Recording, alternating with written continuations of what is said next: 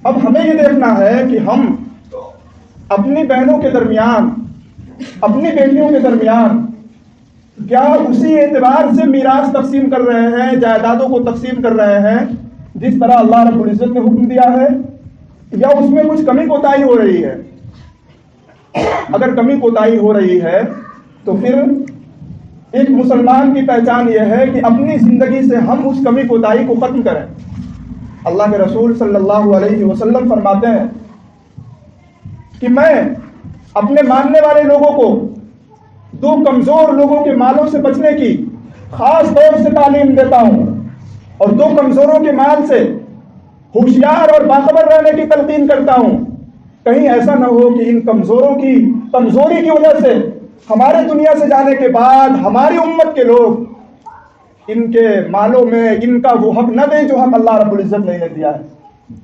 اللہ کے رسول صلی اللہ علیہ وسلم آگے فرماتے ہیں کہ وہ دو کمزور کون ہیں جن کے مالوں سے بچنے کی اللہ کے رسول صلی اللہ علیہ وسلم تلقین فرما رہے ہیں، وصیت فرما رہے ہیں۔ اللہ کے رسول صلی اللہ علیہ وسلم فرماتے ہیں کہ وہ دو کمزور یتیم اور عورت ہیں۔ عموماً ایسا ہوتا ہے کہ یتیم بچے اپنا حق مانگنے کے لیے چونکہ کمزور ہوتے ہیں اور سمجھ بھی اتنی نہیں ہوتی، اس لیے ان کے مال میں آدمی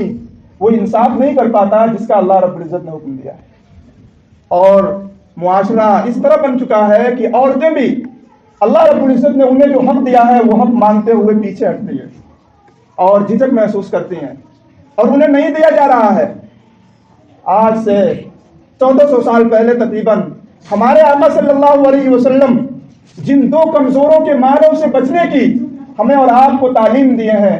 ہمیں اپنے دل سے یہ پوچھنا ہے اور اپنا جائزہ لینا ہے کہ کہیں ان کمزوروں کے مال میں ہم کوئی تصرف تو نہیں کر رہے ہیں،